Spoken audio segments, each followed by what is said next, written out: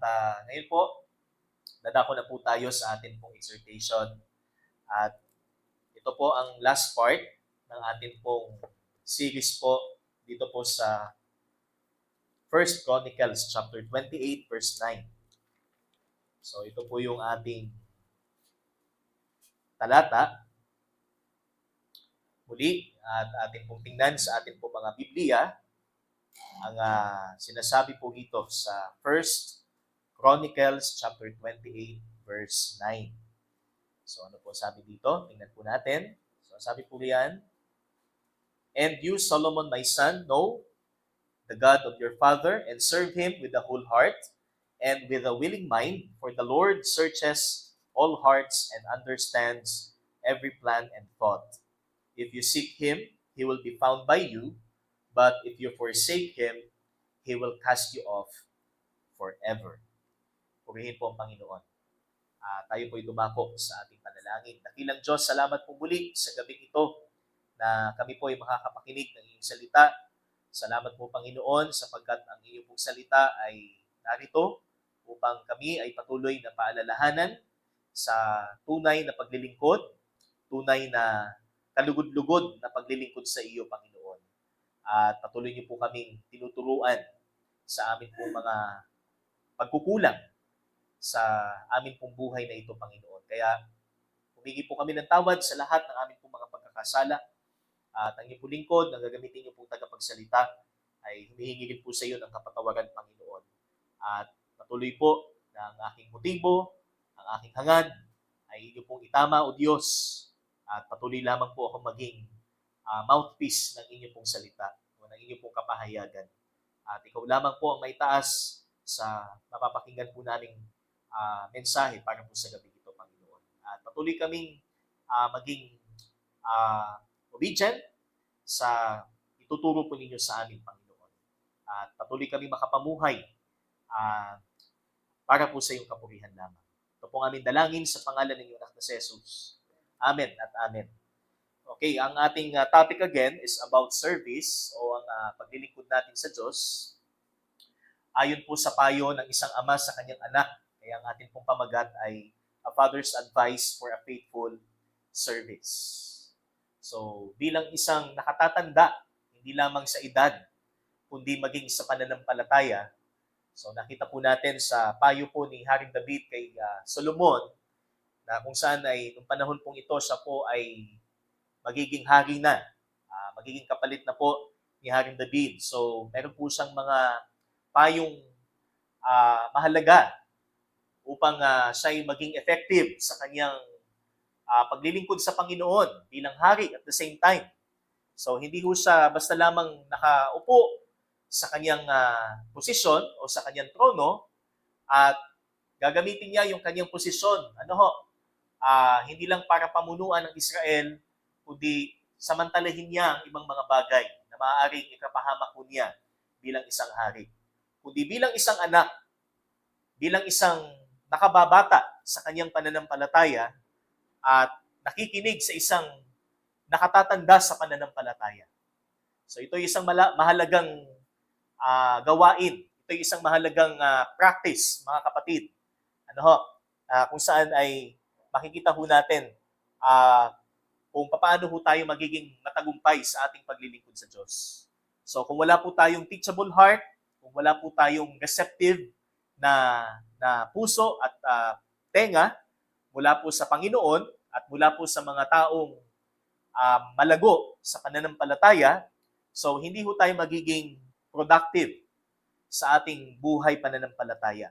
And at the same time, hindi ho tayo magiging kagamit-gamit sa ating pong paglilingkod sa Diyos.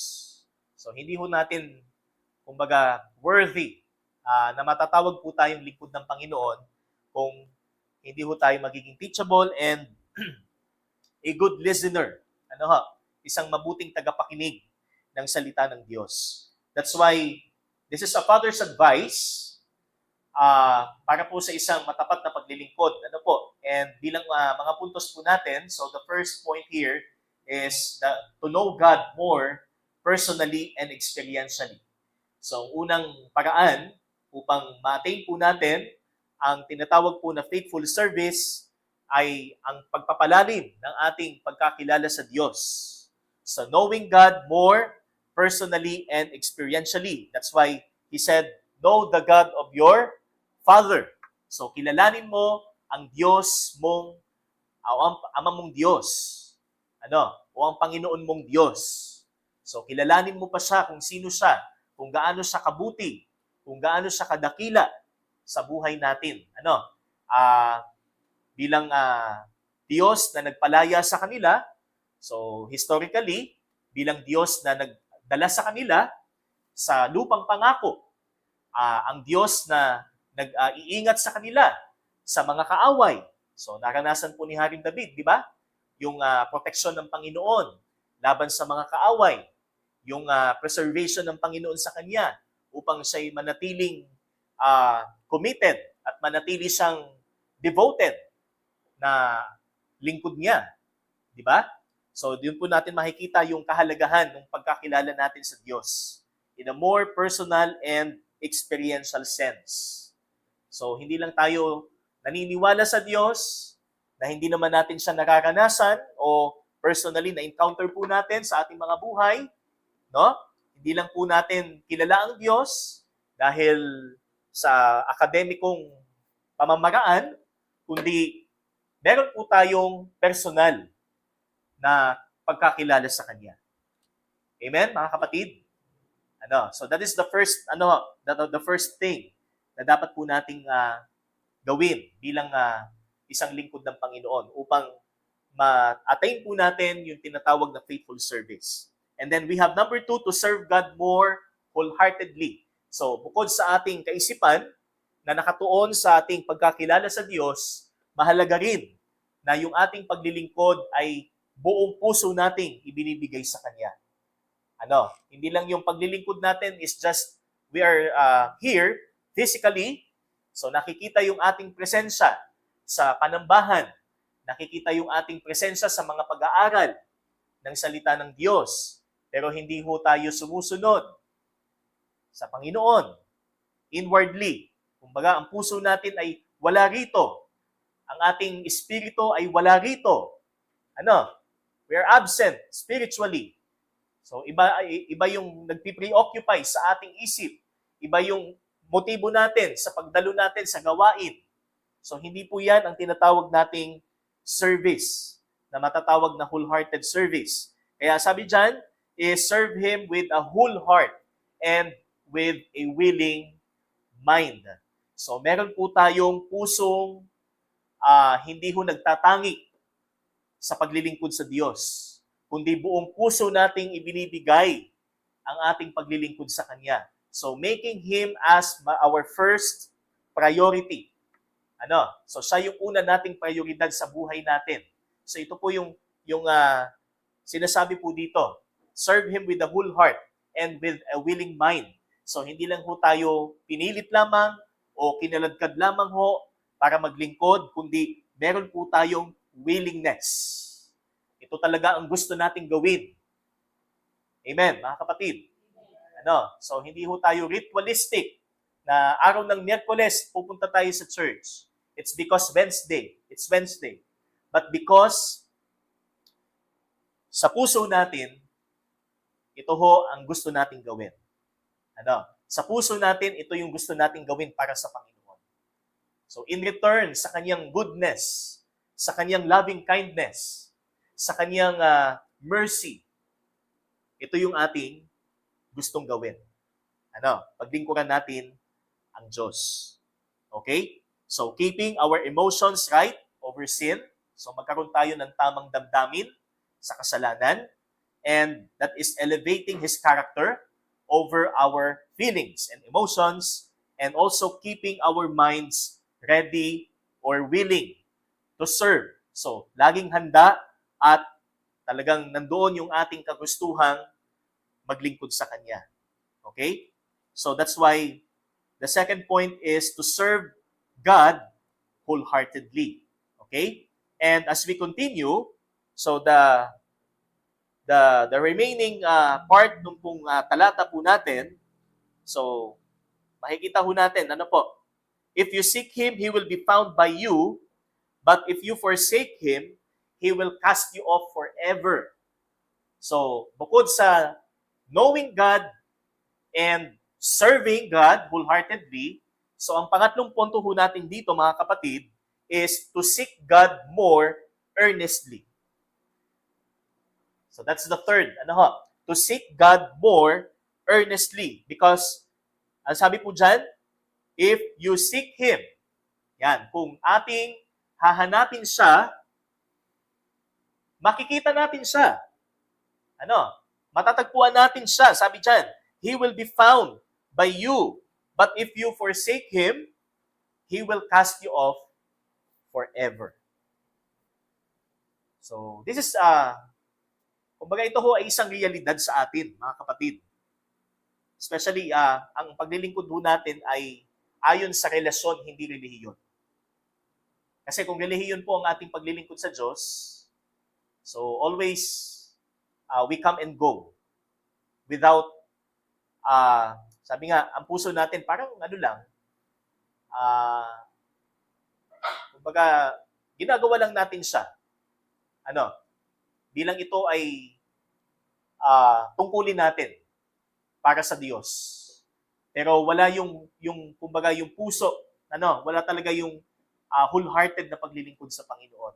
And yung seeking ho na tinatawag mo dyan is hindi ho yan mangyayari kung wala hong umiiral na relasyon, which is a personal relationship. Kagaya po ng kaibigan. So, paano ba nagiging matatag ang ating pagkakaibigan? O paano ba natin natawag na isang matalik na kaibigan yung taong sinasabi po nating matalik nating kaibigan? So, paano nga? Paano nga ba natin nasasabi yon? Because there's a constant, sabi nga, communication. Di ba? There's a constant exchange of kumbaga ideas or experience, na i-share po natin yung ating mga kanya-kanyang karanasan, matatag yung ating komunikasyon, constant yung ating komunikasyon. So laging magkausap sa chat, laging nagtatawagan, 'di ba? Laging magkausap sa Messenger, 'di ba? So ganun din po yung sinasabi dito. If we seek God more earnestly, so lalago tayo doon sa ating relasyon sa Panginoon, then our service becomes, sabi nga, better. Ang paglilingkod natin mas magiging mabuti, mas magiging productive. Okay? So, faithful service demands an intimate relationship with whom you are serving to. Yung paglilingkod natin na tapat o matapat na paglilingkod, ito ay nagdidemand ng isang malaliman o sabi nga, matalik. Yan, kasi yung intimate, So, isang matalik na relasyon doon sa iyong karelasyon. Kagaya ng sinabi ni Haring David kay Solomon, so it is a clear reminder for every believer that our longing for a close relationship to God is a key element for a faithful service. So, kagaya nga sa isang sitwasyon, na kung saan lahat po tayo ay gusto nating lumago sa ating relasyon sa ating kapwa. So, in our relationships with our loved ones and to all people. So, we want to grow in every relationship that we have. But how about our relationship with God? Alin ang mas matimbang para sa atin? Yung mapalalim natin, yung relasyon natin sa ating pamilya, yung relasyon natin sa komunidad, yung relasyon natin sa ating mga anak, yung relasyon natin sa ating asawa, o yung relasyon po natin sa Diyos. Di ba? Kagaya ng halimbawa, paano ba natin ipinakikita yung kagustuhan nating mapalapit tayo sa kanila? So, we sometimes we give them a treat. So, pinapakain natin sila sa labas. Di ba? Or, we send them messages na nagpapakita ng pag-ibig natin. So, we appreciate them. Or, we greet them. Binabati natin sila kung halimbawa, kaarawan nila. Di ba? So, yun yung mga common ways kung paano po natin pinahahalagahan yung relasyon na meron tayo sa kanila. But sa Diyos kaya, ganun din po ba tayo? Ganun din ba tayo pagdating sa Panginoon? Ganun din ba natin kagustong mapalapit tayo sa Panginoon? Di ba? So we spend somehow of our time, talents, and treasures to keep our ties close to these people. But how about God? Sa Panginoon kaya, ganun din ba natin kagusto na mapalapit tayo? Kaya si Haring David, dahil siya ho ang nagpayo nito, so it's because of his exemplary devotion and deep reliance on God's promises. But being that man also features a deep longing for God's presence. So meron siya talagang matinding pagkauhaw sa presensya ng Diyos. At yan ay makikita po natin sa isang salmo. So that is Psalm 63. Ano po? So kung titingnan po natin sa Psalm 63, yung akin pong memory verse kanina, si Haring David po nung panahong ito ay nasa gitna ng ilang. So he was in the wilderness. Ano po? So nasa gitna ho siya ng ilang na kung saan ay walang source of food, walang water source. So, maaaring disyerto siyang may tuturing. Pero sa gitna ho nito, ano po kanyang sinambit? Sabi niya, O God, you are my God, earnestly I seek you. My soul thirsts for you, my flesh faints for you, as in a dry and weary land where there is no water. O Diyos, aking Diyos. Yan. So yun palang, kumbaga pauna. Doon po sa Salmo, ano po sabi niya? O Diyos, aking Diyos. You are my God, ikaw ang aking Diyos. And he said, earnestly I seek you. Hinahanap kita sa sabi nga, in the earliest hours of the day.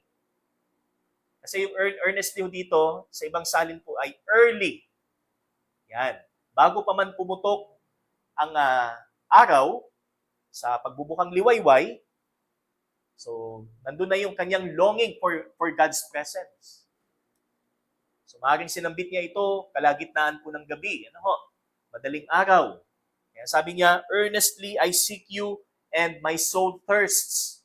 Nauuhaw ang aking kaluluwa sa iyo. And my flesh, ang aking katawan, ang aking laman, sabi dito, faints or yearns for you.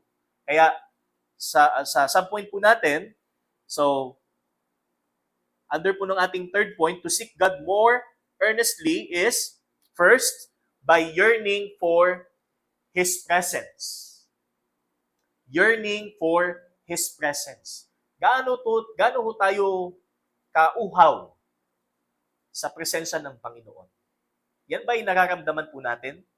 Nararamdaman po ba natin, mga kapatid, yan sa ating mga buhay? Na nauuhaw po tayo sa Panginoon. Hindi lang po tayo uhaw sa pangangailangan materially and physically. But kailangan mas matimbang yung thirst po natin, yung pagkauhaw natin sa Diyos. Yamang siya ho ang nagsusupply ng lahat ng ating mga kailangan. Ano ho? So, we must feel that. Kailangan maramdaman natin yan na ang Panginoon, nasaan ka, Panginoon? Hinahanap kita, Panginoon. Dahil kung tayo ho'y na nagsasabing Kristiyano pero wala ho tayong pakialam sa presensya ng Diyos, ito ay isang malaking tanong, isang malaking palaisipan para po sa atin. Amen po ba? Amen, mga kapatid? So, the verse here is by yearning for His presence. So, it highlights David's yearning for the presence of God while he was in the wilderness of Judah. He said, O God, you are my God. I shall seek you earnestly. My soul thirsts for you. my flesh yearns for you in a dry and weary land where there is no water. Hindi lang ho physical na gutom, uhaw, pagod ang naramdaman po dito ni Haring David, kundi higit sa lahat yung kanyang uhaw para sa Panginoon. Sapagkat una niyang sinabi, O Diyos, Ikaw ang aking Diyos. Ako man ay nasa gitna ng ilang. Ako man ay nasa gitna ng mga kahirapan. Ako man ay nasa gitna ng mga paghihirap. Ako man ay nasa gitna ng krisis. Sa aking pananampalataya ay nariyan ka. Hinahanap kita. At ikaw ay aking nasumpungan. Yan po ang pangako ng Diyos sa atin. Hanapin natin siya sa panahong tayo nangangailangan at siya'y ating masusumpungan. Hindi ho tayo hinahayaan ng Diyos. Mga kapatid, ano po? So the one who yearns for God's presence must first claim Him as your God. Kaya sabi ni Haring David, my God, di ba? You are my God. So merong possession. We must claim Him. Sabi nga, as our God, as our Father, siyang ating Ama. Amen po ba? Yan po ba yung ating nababanggit sa prayers, mga kapatid? O Diyos, Ikaw ang Diyos ko. Ikaw ang Panginoon ko. Ikaw ang aking Ama. Ako'y iyong anak. So meron pong possession. Also, putting Him first in your day. Kasi earnestly or early. Okay? Sa umaga, sa madaling araw. Okay? Put Him first in your day, in your life, and in your priorities. Kaya si Haring David, ganun na lang ang pagpapayo niya kay Haring Solomon, na lagi mong hanapin ang Diyos. Because we're all prone. Lahat tayo, anytime pwede tayong magkasala. Anytime pwede tayong mapariwara. Dahil sa ating kasalanan. Kaya lagi nating hanapin ang Diyos. So claim Him as your God, putting Him first in your day, in your life, and in your priorities, and seek Him as the only hope for survival and deliverance. Ibig sabihin, wala tayong ibang pag-asa para tayo ho ay maka-survive at tayo ho ay tuluyang makaligtas sa sitwasyon, kundi ang ating Diyos. Is He our only hope? Mga kapatid, sabi nga kapag tayo ho ay nasa mahirap na panahon or tough situations, so siya lang ho ang pag-asa natin. Kaya sabi niya, my soul and my flesh. So the totality, yung kabuuan po ni Haring David, na sabi niya, yearns for you. Ikaw lamang ang aking pag-asa. Ikaw lamang ang aking, sabi nga, the only hope sa buhay natin. Okay? Sa buhay ko. That's why, how much do you seek God's presence in your daily life? So, gaano natin hinahanap, gaano kalalim ang kagustuhan nating mamalagik sa presensya ng Panginoon. How much, sabi nga, lagi nating hinahanap ang Diyos. Okay? Always remember that our service is not for the sake of the name of our local church, nor of the church leaders, but we serve on the basis of having a personal and intimate relationship to God. So hindi dito pa alang-alang sa pangalan ng church, alang-alang sa nangunguna, alang-alang sa pamilya, kundi para sa Panginoon. It's because we have a personal relationship. Okay? That's why let us yearn for the presence of God. Let us, sabi nga, magkaroon tayo ng thirst and hunger sa Panginoon. Para sa paglilingkod natin, hindi ho tayo agitated. Ano? Yung bang hindi ho tayo mapapirmi sa ating kinapupwestuhan. Para bang gusto lagi ho natin palabas. Nagmamadali tayong matapos na ang service. Nagmamadali tayong matapos na ang prayer meeting kasi gutom. Ano? Nagmamadali tayong umalis sa worship service kasi meron pa tayong pupuntahan. So hindi po kasi yan po yung measure ng ating longing sa presensya ng Panginoon. So bukod sa presensya ho ng ating kapatid, higit sa lahat sa Panginoon. Okay? So that's why it is the basis of having we serve on the basis of having a personal and intimate relationship to God. That's why let us yearn for God's presence. And secondly, so yung pong sinabi po dito na condition, so if you seek Him, He will be found by you. But if you forsake Him, He will cast you off forever. Kung ikaw naman ay nagmamatigas na mamalagi sa presensya ng Panginoon, ayaw mo sa presensya ng Panginoon, ayaw mong sumunod sa Panginoon, ayaw mo maglingkod sa Panginoon, ano po sabi niya? He will cast you off forever. He will reject you.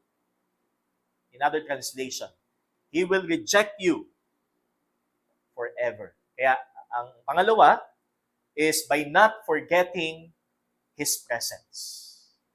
So first, by yearning for His presence. And number two, by not forgetting His presence. Because we are, sabi nga, madali tayo makalimot. Madali ho tayo makalimot. Nako, nakalimutan kong manalangin bago kumain.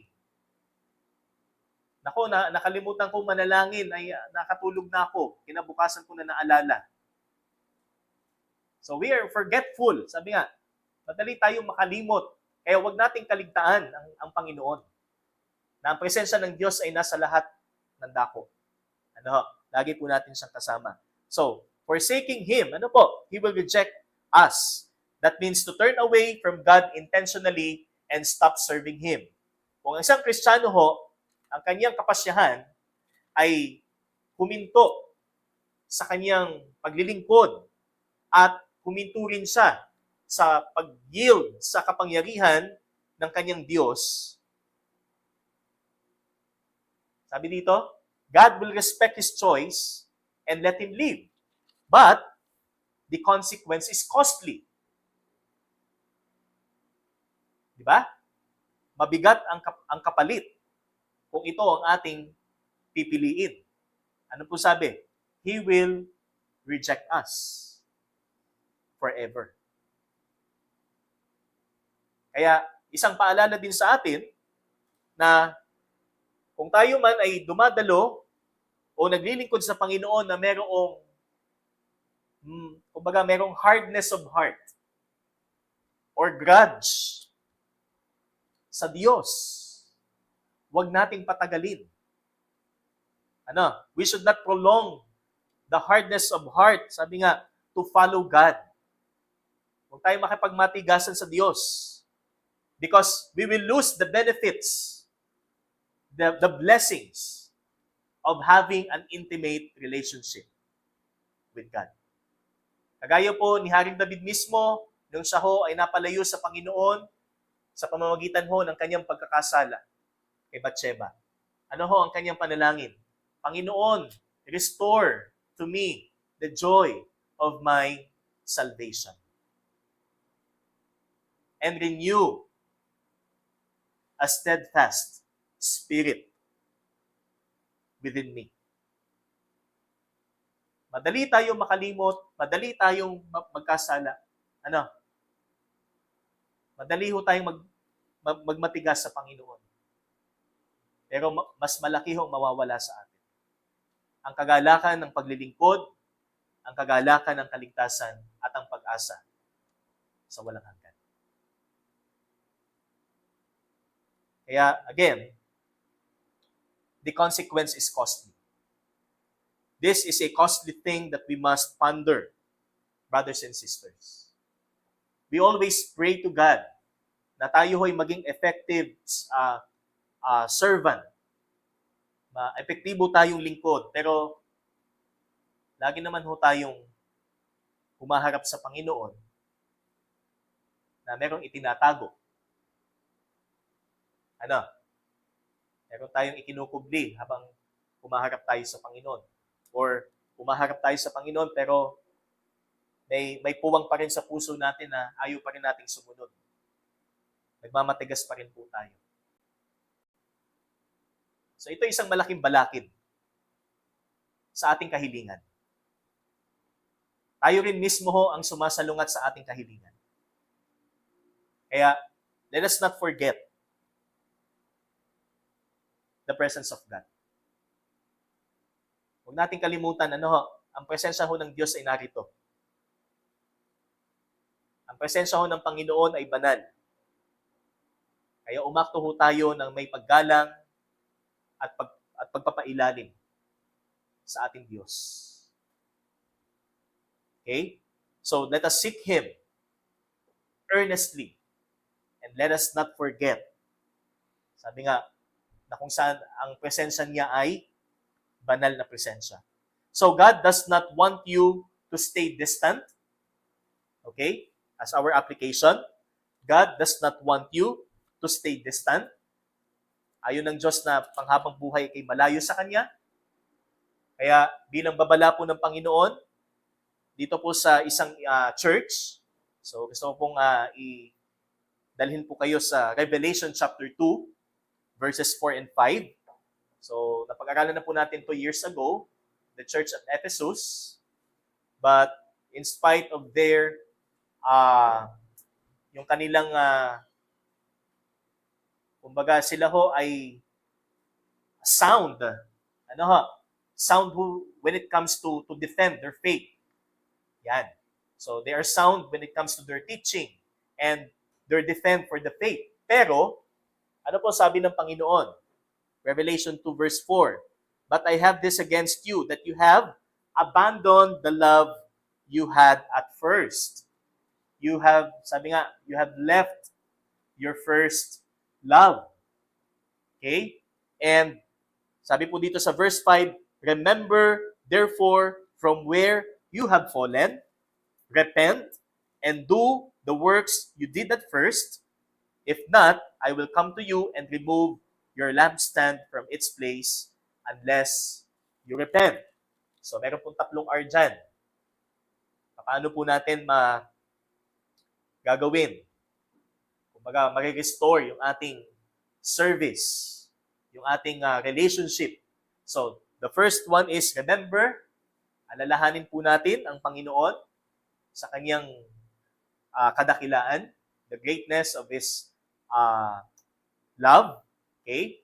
Yung greatness ng kanyang kabutihan, and repent, talikuran natin ang ating mga kasalanan, ang ating mga pagkukulang, and repeat.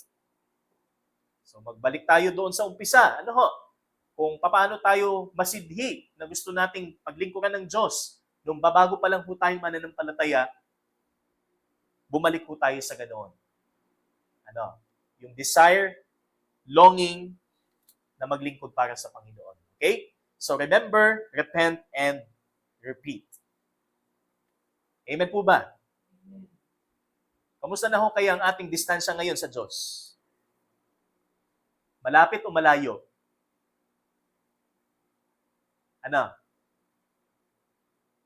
So, we need to evaluate.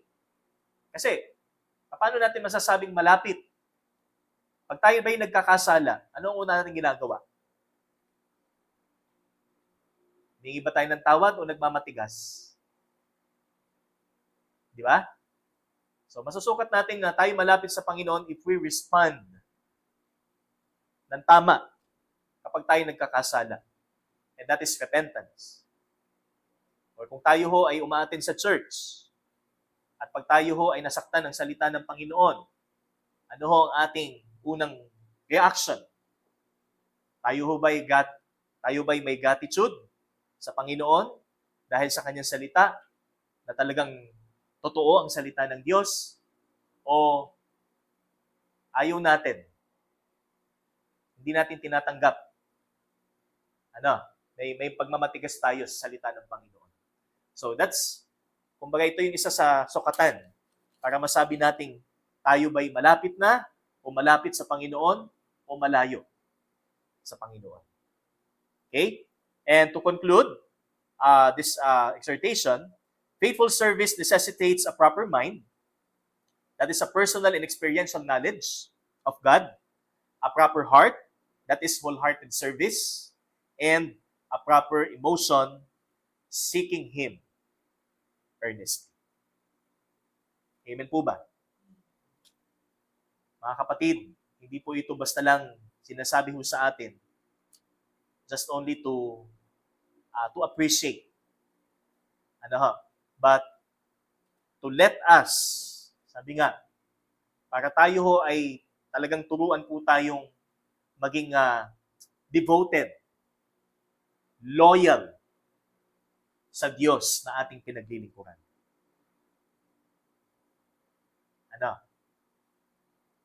Kung totoo ba talaga tayong tapat sa Panginoon, yung ating loyalty sa Panginoon, then we should be compliant sa lahat po ng ito. Sa ating debosyon, sa ating paglilingkod, sa ating pakikipag-ugnayan sa Diyos, maging sa ating kapatiran. Yan ho ang sukatan kung tayo ba'y isang matapat na lingkod niya. Kaya payuhan tayo ng Biblia, purihin po ang Panginoon. Sapagkat ang payuhong ito ay para sa ating ikabubuti at para sa kanyang kapurihan. Tayo po'y manalangin. O Diyos, salamat po sa iyo pong salita na patuloy niyo po kaming tinuturuan kung paano po kami magiging isang lingkod na ang aming hangad ay ikaw ang siyang maparangalan at hindi po kami, Panginoon. At ito'y sa pamamagitan po ng aming buong puso na pagpapasakop, pagpapailalim sa iyo pong presensya at patuloy na pamumuhay na kung saan ay kinikilala namin na ikaw po ang may akda nito, Panginoon.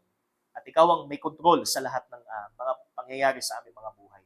Kaya salamat po, Ama, at patuloy po namin hinihiling sa iyo na ito po ay mailapat po namin ng may katapatan at ng may pagpapasalamat para po sa iyo. Purihin ka sa pangalan ng iyong anak na si Jesus. Amen at amen. Sa Diyos po ang kapurihan.